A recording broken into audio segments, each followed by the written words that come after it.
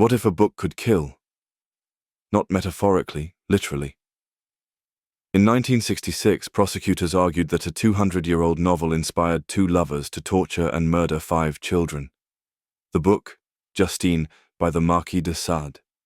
Its author, a French aristocrat, wrote tales so violent that Napoleon called them the most disgusting imaginings of depravity.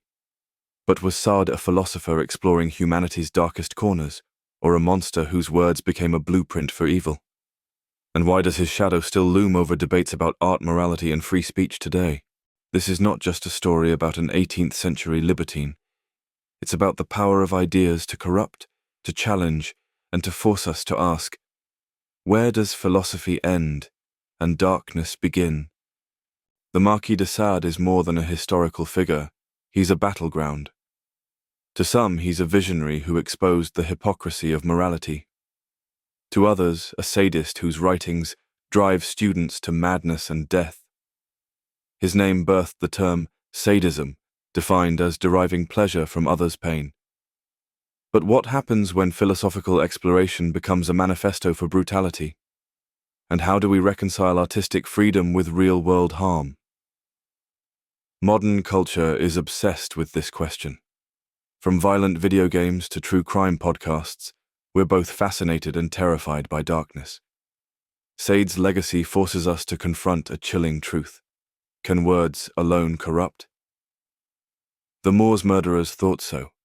Their copy of Justine wasn't just a book, it was a roadmap. Born into aristocracy, Sade's life was a carousel of privilege and punishment. By 23, he'd already been jailed for debauchery, a charge that would define him. His crimes?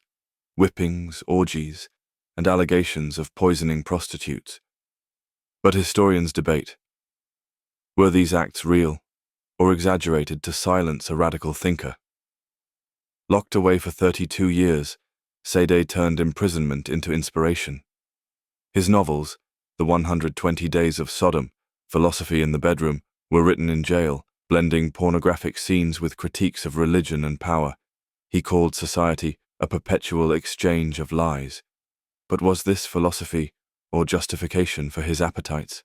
Sade's core argument, cruelty is natural. He wrote, man's energy, uncorrupted by civilization, is cruelty. In his novels, aristocrats torture peasants, priests rape children, and morality is a joke. To Sade, this wasn't fantasy, it was truth. He saw the French Revolution's violence as proof. Remove society's chains, and humans revert to beasts. Yet Sade wasn't just a provocateur. He critiqued Enlightenment ideals, arguing that reason often masked tyranny. His work asked, if God is dead, why be moral? Nietzsche would later echo this, but Sade took it further, celebrating chaos as liberation. In 1966, prosecutors Ian Brady's and Myra Hindley's lawyers presented passages from Justine as their blueprint for child torture. Details so disturbingly parallel that the courtroom fell silent. The parallels were undeniable, scenes of child abuse, ritualized violence, and detached narration. But does art cause evil, or reflect it? French critic Théophile Gautier argued, books copy behavior, behavior isn't copied from books, yet studies show consuming violent media can desensitize brains, mirroring Sade's warning about corruptive fingers in the mind. Neuroscience reveals that repeated exposure to cruelty dulls empathy, a process Sade might have called uncorrupted nature. But does that make him a prophet or a predator? With these threads woven together, philosophical warnings, psychological data, and normative ethics, we stand at the threshold of a critical question. How do we transform Sade's darkness into a blueprint for compassionate, responsible freedom? True freedom is not the absence of all constraints, but the ability to exercise one's will without trampling others' rights. Negative liberty describes freedom from external obstacles or interference, ensuring that we can act unimpeded by others' power. Positive liberty, by contrast, is the capacity to realize one's deeper purposes and self-determination. Without it, freedom can become hollow or even self-defeating. Isaiah Berlin cautioned that when positive liberty is pursued unchecked, it can slip into coercion. forcing individuals into a narrow vision of true self-realization. Sade's philosophy of pure license shows us that liberty untethered from moral or legal constraints collapses into domination and suffering, revealing that genuine autonomy must coexist with accountability. We must probe why societies prohibit certain acts and how power shapes our moral norms.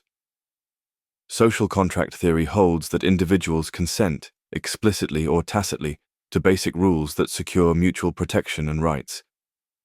Rousseau argued that by exchanging some natural freedoms for civil liberties under the general will, people gain a higher collective form of freedom rooted in the common good. Yet when power goes unchecked, it corrodes moral sensitivity. Leaders become less able to perceive others' perspectives and more prone to exploit vulnerabilities. Empirical studies confirm that power increases the tendency to self-serve, lying, bending rules, or making decisions that favor the powerful over the weak.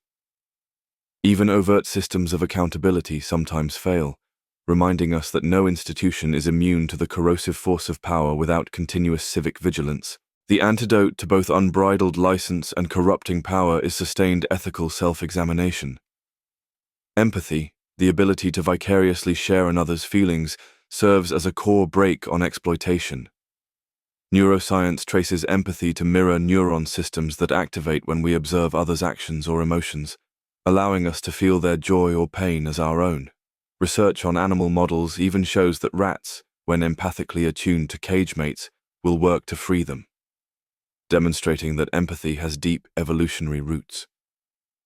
Cultivating empathy through diverse relationships, active listening, and reflective practices reduces the risk of treating others as mere means to our ends. Immanuel Kant argued that every person possesses inherent worth, dignity, by virtue of their rational autonomy, commanding that we treat humanity always as an end and never merely as a means. This principle establishes non-negotiable boundaries. Bodily integrity, informed consent, and equality before the law are not optional constraints, but essential conditions for respecting each person's dignity. When these boundaries are honored, freedom becomes an instrument for mutual flourishing rather than a license for harm. Sade's darkness forces a choice. Do we ban the abyss or build bridges across it? His words remind us that philosophy isn't just abstract, it's a mirror.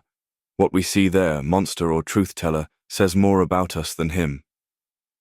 Your turn. Can art corrupt, or does it reveal corruption already there? Comment your take, and if this video made you rethink darkness, share it. Let's keep the conversation alive, without glorifying the void. Stay curious, stay critical, and remember, even in Sade's abyss, we hold the match.